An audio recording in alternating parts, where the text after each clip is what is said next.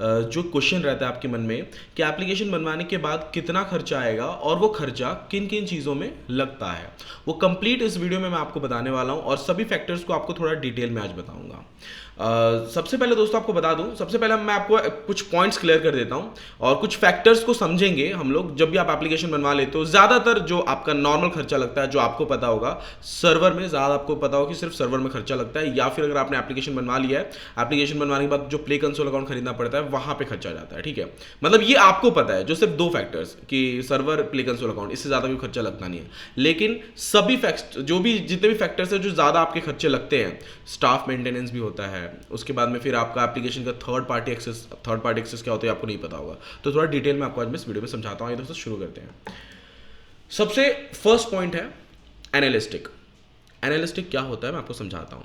दोस्तों आपने समझ के चलिए कि एक एप्लीकेशन बनवा लिया, ठीक है। एप्लीकेशन बनवाने के बाद या तो आप खुद उसको एनालाइज कर रहे हो कि आपके एप्लीकेशन में कहाँ पे क्या कमी रह गई है, ठीक है। अगर आप खुद एनालाइज कर रहे हो यानी आप अपना टाइम इन्वेस्ट कर रहे हो, ठीक है, तो कोई दिक्कत नहीं है। लेकिन आप हर टाइम अपने एप्लीकेशन को एनालाइज नहीं कर पाओगे, तो उसके लिए आप एक स्टाफ रख सकते हो। और एनालिस्ट से मेरा मतलब ये है, एनालिस्टिक आप खुद भी करोगे ना तो भी कोई दिक्कत नहीं है, लेकिन एनालिस्टिक ये कॉस्ट को कैसे बढ़ा देता है, मेंटेनेंस को कैसे बढ़ाता है। अब होता क्या है, समझ के चलिए कि आपने एक ऐसा एप्लीकेशन बनवा लिया जो ऑलरेडी मार्केट में चल रहा है, ठीक है, और वैसा ही सेम एप्लीकेशन आपने बनवा लिया, लेकिन आपके कंपटीटर क्या करते हैं, वो हर दिन हर वीक में कुछ नया अपडेट लेकर आते हैं। तो आपको आपके जैसे चलने वाले एप्लीकेशन जो मार्केट में हैं उनको एनालिस्ट करते रहना है और वो क्या फीचर्स डाल रहे हैं उनसे बेटर आप क्या कर सकते हो, ये आपको एनालिस्टिक करके अपने डेवलपर से कह के डलवाना है। अब आप डलवाओगे वो फीचर को तो ऑब्वियसली कॉस्ट लगेगा आपको वहाँ पे, तो ये मेंटेनेंस कॉस्ट में भी आप कह सकते हो ये आ सकता है। एनालिस्टिक वगैरह करने के लिए अगर आपने स्टाफ भी रखा है तो उसका आप सैलरी पे कर रहे हो, ये भी एक मेंटेनेंस कॉस्ट में आ जाता है, ठीक है। दूसरा पॉइंट दोस्तों लेते हैं third party access. Third party access क्या होता है मैं आपको समझा देता हूँ। होता क्या है कि समझ के चलिए कि आपने एक एप्लीकेशन बनवा लिया और उस एप्लीकेशन के अंदर आप कोई अदर थर्ड पार्टी का एपीआई यूज कर रहे हो। दो एग्जांपल देके बताता हूं। समझ के चलिए कि आपने एक ड्रीम 11 जैसा एप्लीकेशन बनवा लिया। ड्रीम 11 जैसा एप्लीकेशन बनवाने के बाद आपको पता होगा कि हमको एपीआई खरीदनी पड़ती है, ठीक है। एपीआई से मेरा मतलब ये है कि ड्रीम 11 जैसा आपने एप्लीकेशन तो बनवा लिया, लेकिन उसके अंदर मतलब रन स्कोर क्या है या फिर कौन आउट हो रहा है, कितने ओवर में कितने रन है, ये सब आप खुद मैनुअली अपडेट नहीं कर पाओगे। मैनुअली अपडेट करोगे तो हज़ारों की तादाद में आपको स्टाफ रखने पड़ेंगे। तो इसके लिए क्या होता है, एपीआई खरीद लेते हैं हम लोग या डेवलपर, या फिर आपको एपीआई बेस्ट ऑप्शन है, ठीक है। तो वो एपीआई का खर्चा मंथली रहता है, ठीक है। तो वो मंथली आपको पे करना पड़ता है 6,000 7,000 रुपये जो भी रहता है वो आपको पे करना पड़ता है। तो थर्ड पार्टी एपीआई एक्सेस के लिए आपको ये बाद का खर्चा है, मतलब मेंटेनेंस में आता है ये सब कुछ।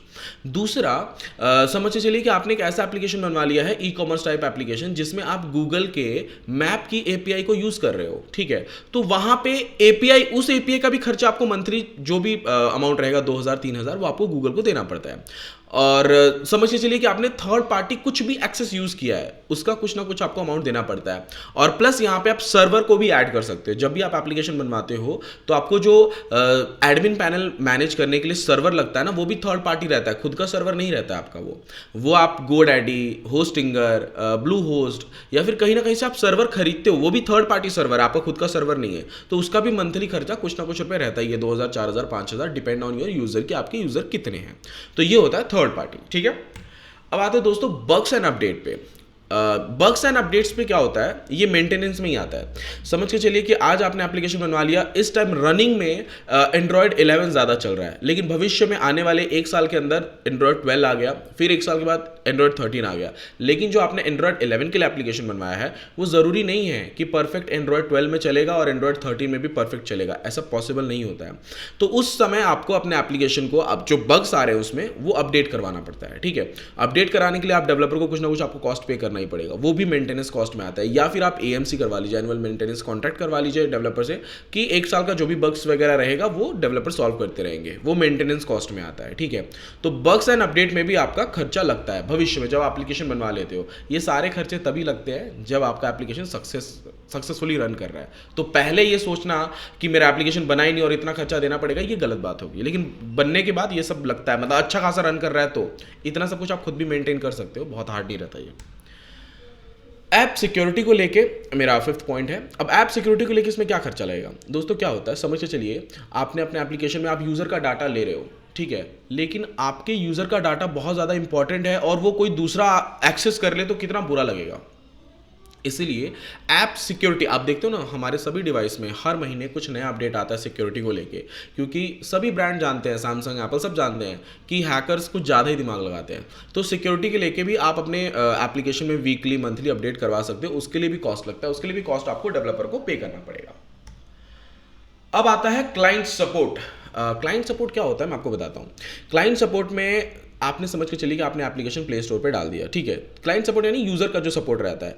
अब यूज़र्स आपको फीडबैक दे रहे हैं, कुछ भी रिव्यू वगैरह डाल रहे हैं प्ले स्टोर पे, और अगर आपने अपने यूजर्स के सपोर्ट को, फीडबैक को फीड फॉरवर्ड में कन्वर्ट नहीं किया तो ये आपका लॉस है। एग्जांपल के तौर पे समझ के चलिए कि आपका एक एप्लीकेशन, आपने शायरी एप्लीकेशन बनवा लिया, अब आपको किसी यूजर ने प्ले स्टोर पर रिव्यू कर दिया, इसमें आपने एडिट का ऑप्शन नहीं दिया, यानी कि हम खुद भी अपना ऐड कर सके शायरी, ऐसा कुछ आपने फंक्शन नहीं दिया है, आपने उसको रिप्लाई नहीं दिया, ये आपकी बड़ी गलती है। आप एटलीस्ट उनको ये बोल सकते हो कि हम इसको भविष्य में जरूर अपडेट कराएंगे, ठीक है। इसके लिए आपको एक स्टाफ रखना पड़ेगा, जितने भी आपके यूजर्स रिव्यू दे रहे हैं उनको रिप्लाई देने के लिए आपको एक स्टाफ रखना पड़ेगा, उसका खर्चा अलग हो जाएगा, ठीक है। दूसरा, जो वो फीडबैक दे रहे हैं उसको फीड फॉरवर्ड में कन्वर्ट करने के लिए आपको डेवलपर को कॉस्ट देना पड़ेगा। ये होता है पूरा कंप्लीट क्लाइंट सपोर्ट, ठीक है।